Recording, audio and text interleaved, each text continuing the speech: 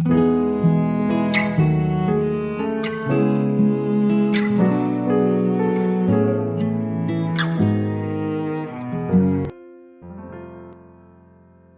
saudara yang dikasihi Tuhan Yesus, selamat malam dan salam sejahtera bagi saudara semua.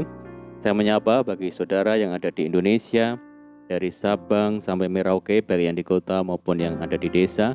Dan saudara yang ada di Malaysia, di Sabah, di Sarawak, di Kuala Lumpur, senang sekali kembali menjumpa saudara pada saat ini. Kiranya damai, sejahtera, dan sukacita daripada Roh Kudus senantiasa melimpah dalam hati dan kehidupan saudara semua. Dan kiranya saudara semua dalam keadaan baik dan sehat selalu, puji Tuhan. Selamat datang kembali di Pokok Anggur bersama saya Yosia Krispianto. Mari saudaraku, sebelum kita bersama-sama merenungkan firman Tuhan, mari kita bersatu di dalam doa. Bapa di surga, Bapa yang baik, Bapa yang penuh dengan kasih dan karunia, Bapa yang kami muliakan di dalam nama Tuhan Yesus Kristus, kami sungguh mengucap syukur oleh karena pertolongan dan penyertaan Tuhan di sepanjang hari ini, sehingga kami boleh dimampukan Tuhan untuk melewati hari ini melakukan tugas, tanggung jawab kami, tanggung jawab pelayanan kami, serta aktivitas kami hari ini. Itu semua karena berkat pertolongan Tuhan. Pada saat ini kami kembali rindu ya Tuhan untuk merenungkan firman-Mu. Berbicaralah kepada kami, urapi kami dan jamah hati kami sehingga kami dapat memahami maksud firman Tuhan. Terima kasih Tuhan. Kami siap merenungkan firman-Mu hanya di dalam nama Tuhan Yesus. Kami berdoa. Amin. Baik saudara, kita akan membaca bersama-sama di dalam Yesaya 43 ayat yang keempat. Yesaya 43 ayat yang keempat. Demikian firman Tuhan, oleh karena engkau berharga di mataku dan mulia, dan aku ini mengasihi engkau, maka aku memberikan manusia sebagai gantimu, dan bangsa-bangsa sebagai ganti nyawamu. Saudaraku, jika kita mau jujur, benda apakah yang kita miliki yang kita anggap paling berharga? Sebagian dari kita mungkin menjawab uang, ada yang sebagian menjawab mobil, sebagian lagi mungkin menjawab rumah, dan mungkin ada beberapa yang menganggap handphone adalah benda yang paling berharga. Karena dengan handphone kita dapat berkomunikasi dengan orang lain. Semua orang pasti memiliki jawabannya masing-masing, saudara. Dan saya yakin bahwa semua jawaban itu benar, tergantung dari sudut pandang orang tersebut. Tetapi, jika kita perhatikan bahwa benda tersebut sesungguhnya menjadi berharga ketika benda itu dapat digunakan sesuai dengan keinginan pemiliknya dan memberikan manfaat yang lebih. Kita dapat mengatakan bahwa handphone kita berharga ketika handphone tersebut dapat kita gunakan sebagai mestinya untuk menelepon atau berjejaring sosial yang lain. Kita dapat mengatakan mobil kita berharga ketika mobil tersebut dapat kita gunakan untuk mengantar kita bepergian dengan baik dan demikian seterusnya. Saudaraku, pada saat bagaimana ketika Tuhan mengatakan bahwa kita itu berharga di mata Tuhan? Dan tidak hanya berharga, tetapi juga mulia. Di dalam Yesaya 43 ayat yang keempat, bagian A dikatakan, oleh karena engkau berharga di mataku dan mulia. Apakah kita berharga hanya karena kita ciptaan Tuhan, saudara? Ya, di satu sisi memang demikian. Tuhan mengasihi kita karena kita adalah ciptaannya, yang diciptakan menurut gambar dan rupa Allah. Akan tetapi, tidak hanya itu saja. Kita juga harus mampu mengerti apa maksud Tuhan menciptakan kita. Karena sebenarnya kita tetap berharga di mata Tuhan, apapun kondisi kita. Akan tetapi ketika kita sadar apa tujuan Tuhan bagi kita, dan kita mau mengambil bagian dalam tujuan Tuhan tersebut, maka kita akan menjadi milik Tuhan yang paling berharga. Karena kita dapat memenuhi harapan Tuhan yang menciptakan dan memiliki kita.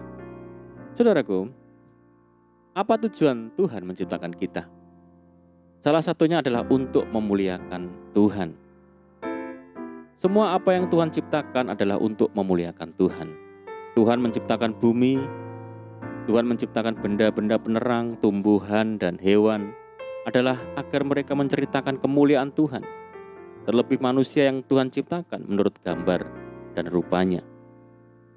Ketika kita sudah mengerti apa tujuan Tuhan menciptakan kita dan menjalani hidup dengan tujuan hidup yang benar, maka Tuhan juga akan memberkati kita dengan berlimpah-limpah, bahkan dengan hal-hal yang kita tak pernah bayangkan sebelumnya. Bahkan firman Tuhan di ayat lain mengatakan bahwa tidak hanya hidup kita saja yang berharga di mata Tuhan. Bahkan kematian orang-orang benar yang dikasihi Tuhan juga berharga di matanya. Hal ini berarti bahwa segala kehidupan kita, bahkan kematian kita yang berada dalam rancangan dan tujuan Tuhan, semuanya berarti dan berharga di mata Tuhan. Saudara, pertanyaan bagi kita saat ini adalah, sudahkah kita mengerti tujuan Tuhan? Sudahkah kita berjalan di dalam tujuan hidup yang Tuhan berikan kepada kita? Memang inti dari tujuan hidup itu adalah untuk memuliakan Tuhan. Tetapi cara untuk mencapai tujuan hidup masing-masing kita pasti berbeda-beda. Ada yang Tuhan tetapkan untuk memuliakan Tuhan melalui pekerjaan. Ada yang Tuhan tetapkan untuk memuliakan Tuhan dengan menjadi hamba Tuhan. Atau bahkan juga dengan menjadi ibu rumah tangga yang mendidik anak-anak sehingga menjadi anak-anak yang takut akan Tuhan. Apapun itu saudaraku, mari kita jalani tujuan hidup kita masing-masing. Tujuan hidup yang Tuhan telah tetapkan bagi kita. Sehingga kita juga bisa menjadi orang-orang yang berarti dan berharga yang seutuhnya di mata Tuhan. Amin, puji Tuhan. Mari kita berdoa. Bapa di surga, Bapa yang baik, Bapa di dalam nama Tuhan Yesus Kristus, terima kasih buat firman-Mu saat ini. Tuhan, kami bersyukur buat kasih-Mu. Tuhan yang menjadikan kami berharga dan mulia. Tuhan yang memperhatikan dan mengasihi setiap kami. Tuhan bawa kami untuk mengasihi Tuhan. Hidup di dalam rencana Tuhan. Berpegang pada ketetapan Tuhan. Dan tinggal selalu di dalam firman Tuhan. Terima kasih ya Tuhan.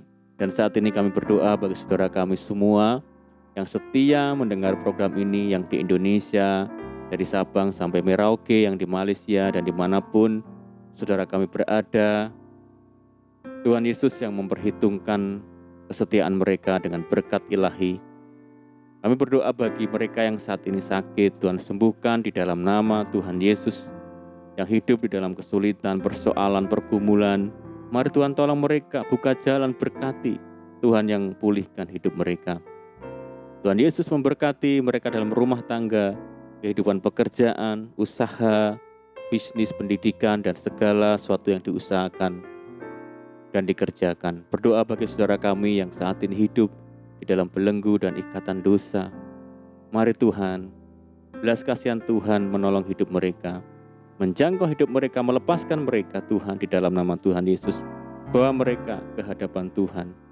Kami berdoa bagi bangsa kami Indonesia saat ini menghadapi berbagai macam permasalahan dan pandemi yang ada. Mari Tuhan berikan belas kasihan Tuhan bagi bangsa kami Indonesia.